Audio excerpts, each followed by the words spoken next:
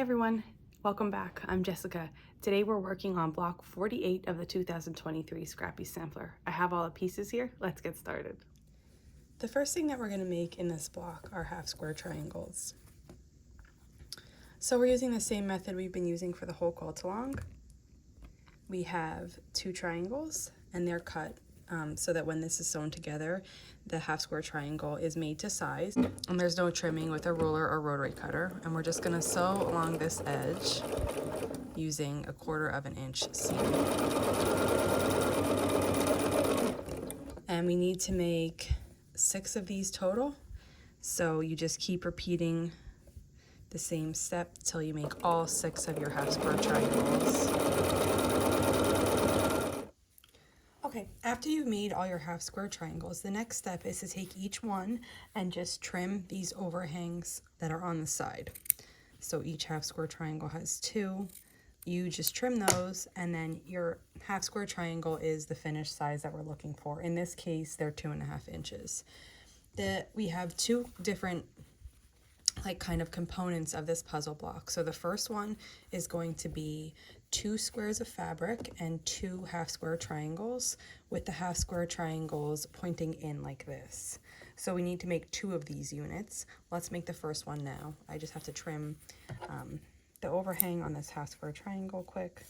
Okay, and then what I do is I lay the half square triangle. I'm making sure that the colored portion is pointing in.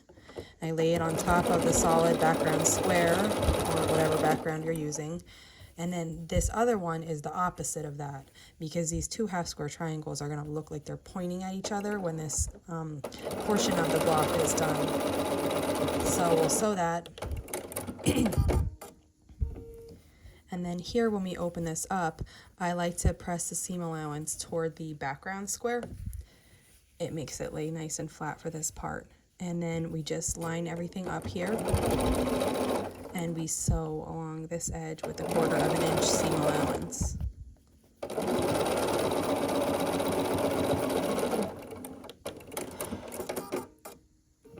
And when we are finished, this is what we need. This is what it looks like. And we need 2 of these units. I've already made the other one. I have it here.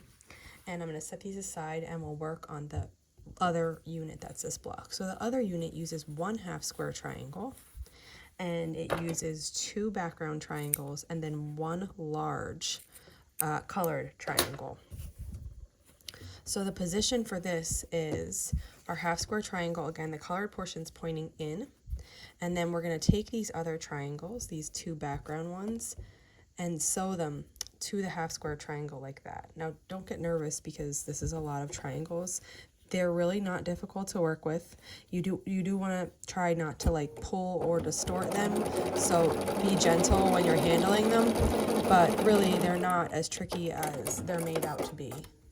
So once that one's sewn on, you'll have this little edge hanging over, and we just trim that off. That's supposed to be there. That means you did it correct. And so when we open this up, everything's flat and line across the top, flat and line across the bottom now that we trim that overhang. And then now we can add this other triangle, which is going to go here. So to do that, I turn the piece, then I line this corner up with the corner of the half square triangle like this, and we'll sew along this edge here with 1/4 inch seam allowance. And when this is finished, we have one little spot to trim. I like to flip it over from the back to look at this, and this little bit, and you inevitably get a little snip of that other block, and that's no problem at all. So that's the back, and then this is the front. We're left with this large triangle. And what that's going to do is we're going to take that and match it up with our large colored triangle. This is going to be the exact size as this, and we're going to sew along the diagonal. When I'm matching these up, I like to put the pieced triangle on top of the not pieced triangle, because the bottom one is exactly the size that you need.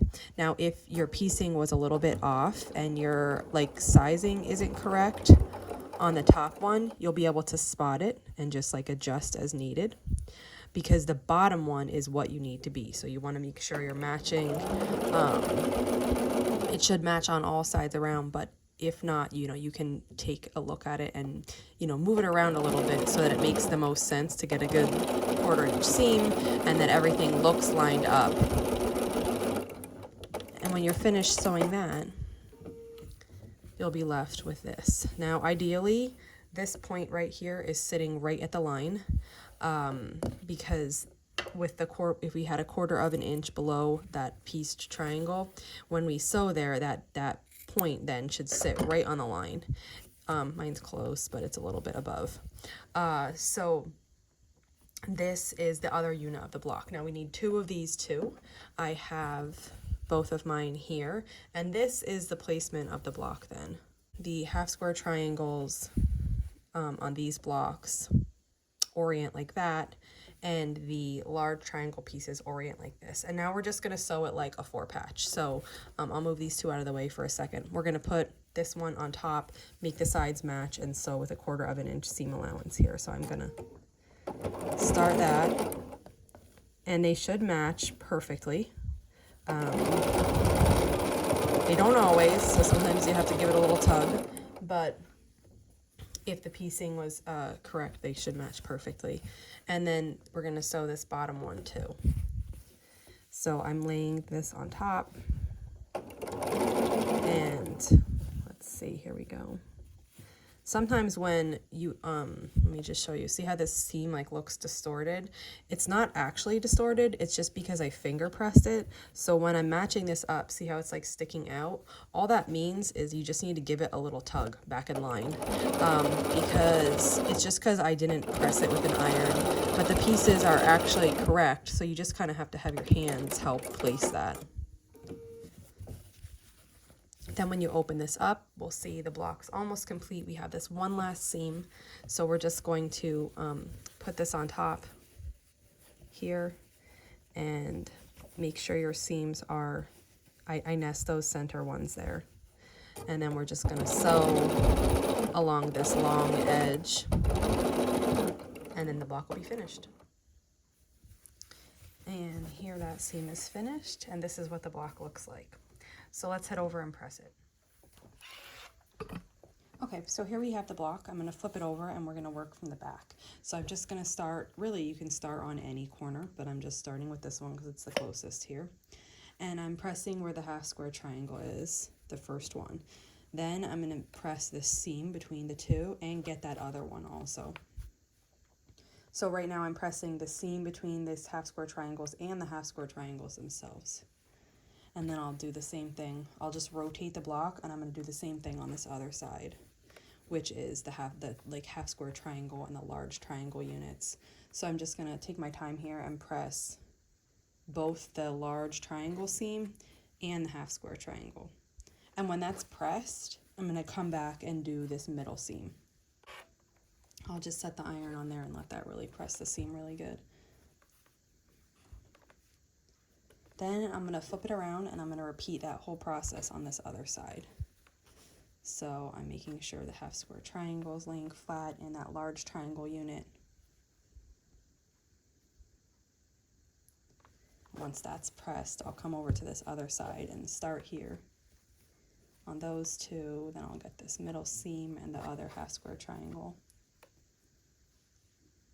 And then once that's all set, I'll move over to this large seam here between the 2.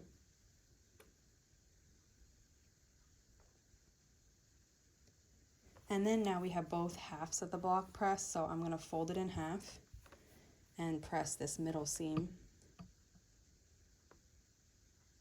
And then what I'll do is gently open it up and press that middle seam from the front. And now everything should be laying exactly how it should. You can press from the front again, from the back, anything you want, but the block should be nice and pressed now, and everything should look really crisp and great. So here's block 48. If you have any questions on the making of this block, just leave them in the comments below and I'll be sure to answer. And if not, I'll see you back here tomorrow for block 49. Thanks for following along.